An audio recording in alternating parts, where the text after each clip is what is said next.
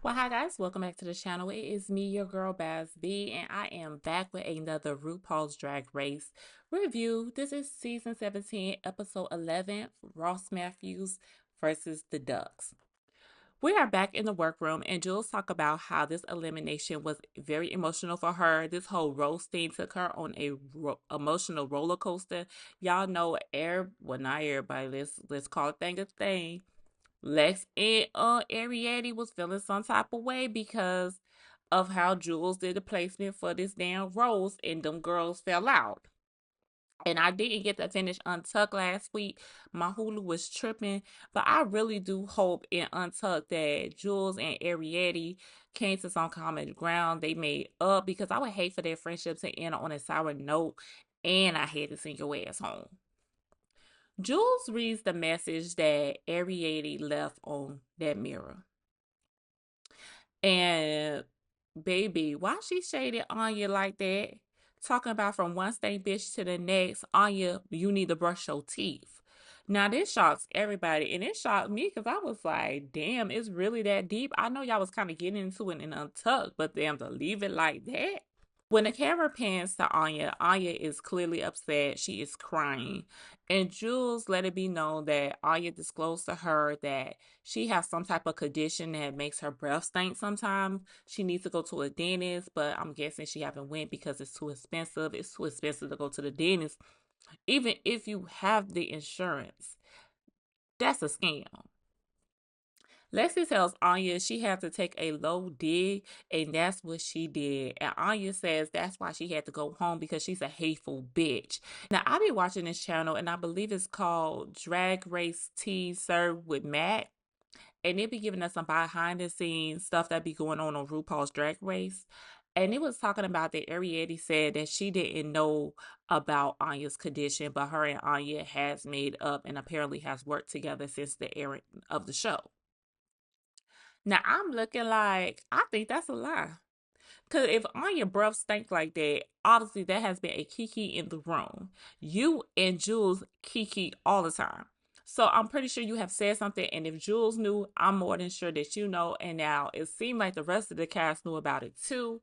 So, girl, stop lying. Just say you was being a mean girl, and you said it.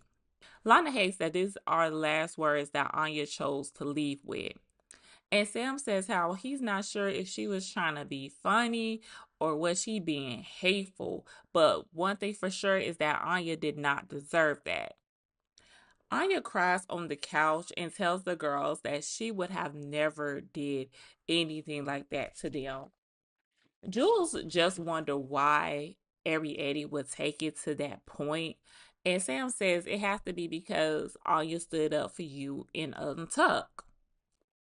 Anya says she wasn't trying to personally attack Arrietty. She says, yes, I understand. We all gonna fight. We all in the competition. We all don't always agree. But at the end of the day, we supposed to be sisters. Susie says if that was her idea of a joke, that's why she went home. And Anya says, that's why I'm here and she's home. And she said, now, do anybody have a mint? And this brought laughter to the room, which was great because it was really high intention. And we need to congratulate Lydia on her win this week. And it was a comedy challenge. Lydia feels like she has finally made her mark in this competition, so she is happy. Sam congrats Lydia on her win, but he was also like, I'm kind of upset that I didn't win, which makes Lydia bust out laughing like Sam didn't even have a chance to win this. So, Sam looking at her like side eye, like, bitch, what's so funny? Sam said, listen, I was trying to secure my third win. Now, I keep realizing since last episode that Sam and Lydia seem to be having a little riff with each other. And I forgot that this shit stems all the way from what was it, the first and second? Well, no, what was it, third episode, I think. When they found out how the girls rated them, and Sam realized that Lydia rated her very low, and Lydia was like, I just don't like your type of drag. Yeah. Susie says how the tensions is high, the stakes are high, and good God, I wish I was high. She was like, it's only 7 girls left in this competition, and we can all see the light at the end of the tunnel, and everybody's not going to make it. The next day in the workroom, the girls are in a better spirit. Anya says she had a good night's rest last night. And, even though Arrietty's words was hateful, she is over it. She forgive the girl, and that's the end of it. Plus, you can't smell my breath from through the TV anyway, which means, Arrietty, now that you at home, you ain't got to worry about my damn breath. Rue enters the workroom and lets the girls know that this week's Maxi Challenge is a acting challenge. They will be performing in a show called Ross Matthews versus the Ducks, and it is based off of the Truman Capote situation. Apparently, he's an American writer. He is homosexual, and he used to hang out with all the socialites in Hollywood. And then one day, he decided that he was going to spill all their tea. Now, the Ducks will be portrayed by the girls, and they represent different viral vixens, people that we done seen all on the internet, and these reality TV stars. They will be shooting their scenes with Ross Matthews and their guest director, Cheyenne Jackson. Cheyenne Jackson is apparently an American actor and singer. You have seen him on shows like American Horror Story, and if you follow the Disney franchise Descendants, he be on there too. The girls sit down and they try to find a role that's going to work best for them. There is a monologue part that catches Jules' eyes, and she recognizes this as referencing Tiffany New York Parlor when she was on Big Brother, and she was doing that Gemma is a bitch speech. So she's like, I know this from front to back. This is for me. But Susie also got her eye on this role. The girls start calling off who they want. Sam wants Shonda. Lexi like Liz or Rema because he's like, listen, I'm not a good spoken comedy queen, so I'm going to need a little physical action comedy to help me out. Lydia wants Dr. Skeleton. Apparently, he's a proctologist. Booty, butthole, Lydia is all over it. Lana wants to play this character called Drippy Q, but she only wants to do it if Onya would play in the scene with her as Big Fupa because she felt like they got good chemistry with each other. And Onya agrees, so she takes the part. Susie says how she really wants the role of Chicago, but so do Jules.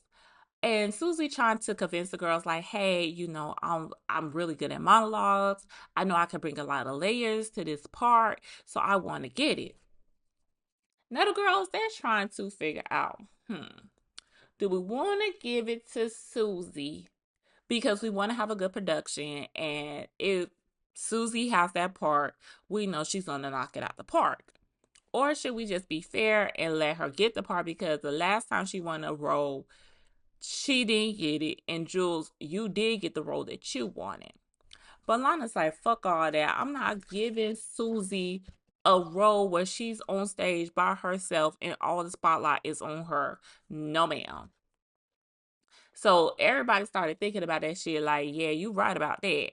Susie, seeing that this is not going to go her way, she gives up and she takes the role of Felicity. And this gives Jules Chicago. Lydia peeping this shit, and she was like, I wonder if this some type of strategy of Susie, because the last time you won a role, you gave that shit up, and Acacia went home. So, if Jules set herself up to go home if she don't do well, that's a good question. The girls all sit down in their pairs and start working on this show. Lana and Anya is working together, and Lana feels that Anya is such a very funny person, and he feels that it can help bring out her funny side. And she also happy to be in the top last week, and she want to use that momentum to win this week. Anya is channeling all her local rapper energy for this big fupa role, because apparently these people are rappers. So that's what she's going to be getting her inspiration from. We see Lexi and Susie working together, and Susie likes working with Lexi, but he was like, I just don't understand why this girl feel like I'm her arch nemesis. Now, another group of people who really don't like each other is working together, and that is Sam and Lydia. Lydia feels that this will be very interesting because the two has made it known that they don't agree with each other's drag style. Sam tells Lydia that they both was in the bottom for acting challenges, but slayed the roast, so they could need to bring that energy from the roast into these parts. Sam asks Lydia what direction do she want to take her doctor role, and Lydia is just focused on the fact that she is playing somebody's butt doctor. This made Sam nervous because he was like, if Lydia do not bring it with this character, I could be guilty by association and be in the bottom with her, and then that's going to be a problem. Susie sees Jules going over her lines, and he feels Jules does better in group settings because she be able to bounce ideas off of people. So it's going to be interesting to see what she do with this monologue. Everyone seems to be working very well with each other and getting their roles together, which makes Susie wonder who is actually going to suck. Now, when she said the word suck, Lana just happened to look up, and Susie was looking at Lana. So Lana feeling some type of way because she's thinking, oh, Susie, you think I'm not going to do a good job? And here goes Sam being messy, talking about something. Yeah, Susie said, y'all suck. And Susie like, no, the hell I did not. Lana decided to call Lexi out because Lexi, you think she is funny, but you working with someone that you let get in your head last week and land you in the bottom. So that's what I think you should be focusing on, your damn self. They really didn't say all that. I just added a little sauce to the soup.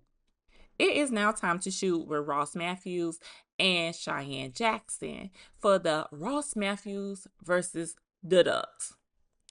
Lana, she just needed some mild direction to get, herself in there. But once they gave it to her, she started doing really good. Onya, of course, is knocking it out the park. Straight out the gate. Her and them nails. Bitch, she is playing that role with them looks. And when they was doing that little fight, Lana lost her titties. They should actually leave that in there because that shit was kind of funny. Sam and Lydia. Sam is doing really good. I think he chose a very great role for himself. Him playing that little country girl debutante type of thing. He's killing it. Lydia is doing much better than she did in RDR Live, but she's not really delivering the punchline like she should. And they gave her directions for it, but I really feel like it didn't make much of a difference from when the first time she said it. Now, Susie, she is really killing it. I really didn't doubt it. Y'all know Susie do this for a living. And Cheyenne was like, we really have a actor on our hands. Hearing this mess right there really put Lexi back in her head, and now she messing up her line about being a bush body bitch. It took her forever to get them lines out. And y'all know where that came from. That came from when that black lady and that white girl was getting into it at one of those. I don't know. Were they supposed to be reading laws? I, that's like a reality show by itself.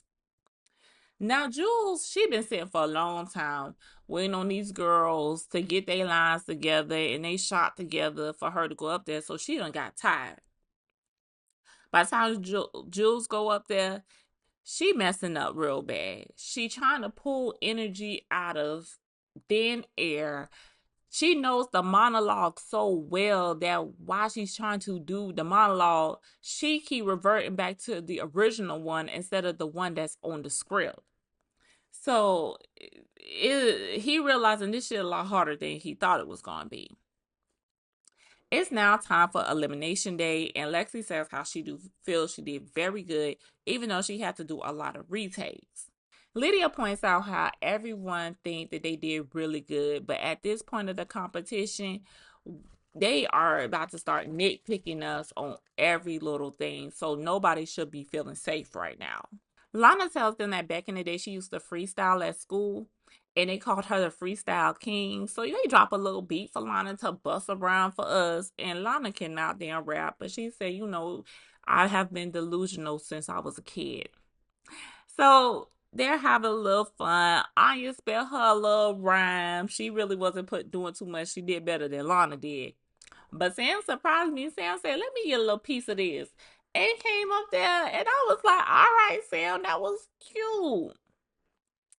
Sam and Lydia are actually getting along. They're taking little makeup tips from each other. They grabbing inspiration from each other. I was like, that is so cute. Sam asks Lydia where did she get her style and inspiration from for drag. And she lets her know that a lot of her characters are based off of John Waters' characters. And this is how she just ended up. And Sam says her look came from her watching old glamour movies and how she always wanted to be that rich lady that had so much money she didn't know what to do with it. I feel you, Sam, because if I had to choose my drag, it'd be that. And I feel like just that would mix of Lexi, because I like her little edgier look too. It is now time for the main stage. This week's judges are Michelle Visage, Ross Matthews, and Sam Smith. Now, I shouldn't have to tell y'all who the hell Sam Smith is, but he is a English singer and songwriter. Y'all know him from the songs Unholy, I Know I'm Not the Only One, and the list goes on. Rue lets them know that this week's Mastery Challenge was a acting challenge called Ross Matthews versus the Ducks. And the category tonight on the runway is Black and White Ball. First up is Sam. I like that jester look. I love the little mask, the little jingle. That was cute. Lana. I like the top. I like the bow. I don't like the pants. And I didn't like how the shirt was not long enough for the pants. Why do I see your underwear? I don't like that. Onya, this is gorgeous. This gives rich. I love it. Lydia, I'm very surprised that I'm even about to say this. But I like Lydia's look this week. This is my favorite look that Lydia have came on this runway with. She nailed it, finally. And it still had her quirky little stuff to it. She still looked like she skinned a cat. Susie is a cat, but a very eye-catching cat. I like the tassels on the dress. I guess that's what you call them things. But how it was giving her movement.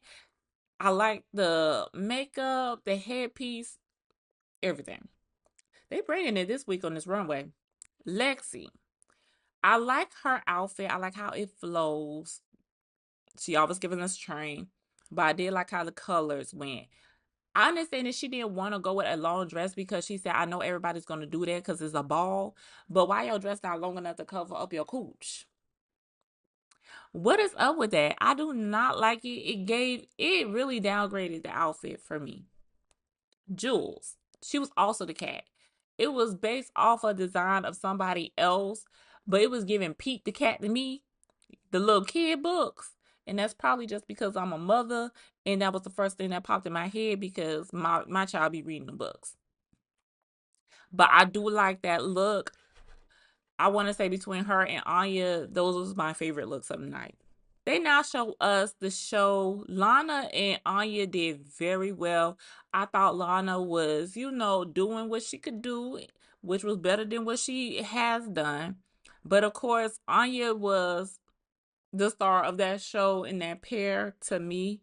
Really, in the whole show, I loved Anya's character. She was hilarious. Sam. Sam, like I said, the person that she picked was very good. I like the lines that they was pulling from the Whitney Houston songs. I caught them. Lydia also did good, but to me, she still didn't land that joke. She never did get the directions for it. Susie and Lexi, theirs was good, but I also kind of forgot about them a little bit. But I don't think neither one of them is going home. Jules finally got her lines together, but I don't know if I really like it. It's all right.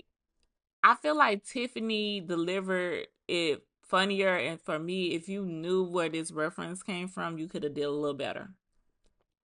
Apparently, everybody is on the tops and bottoms of this week because we didn't get nobody going to the back saying they was safe off rip. So we get all the critiques this week. With Lana, Matthew and Sam loved her look.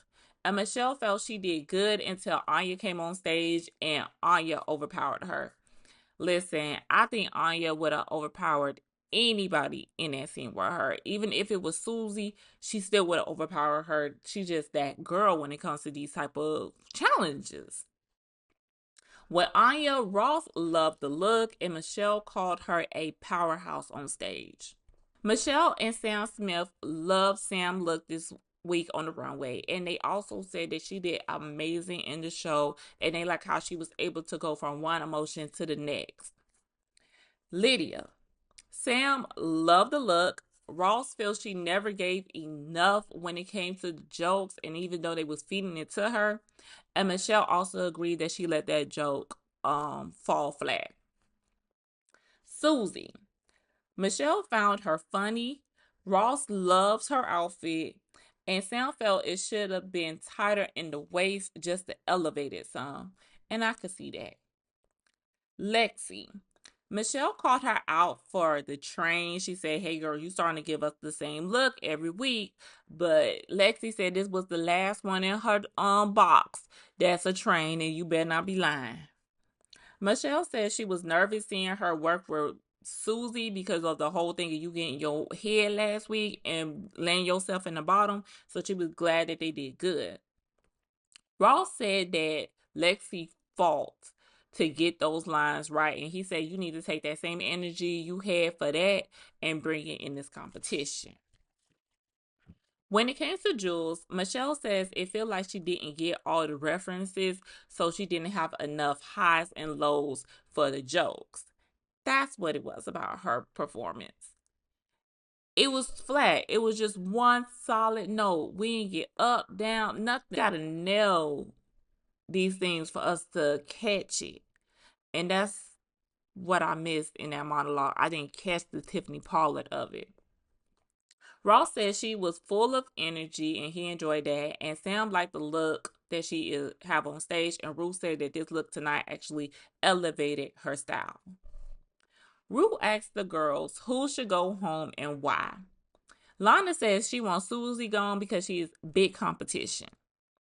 Anya wants Lydia to go home because she is in the bottom and it's time for them to start getting the weaker ones out of here. Lydia doesn't feel like she a bottom queen. She said, first of all, I gotta win. Your partner in your scene don't have a win, so that's the one who should be going home.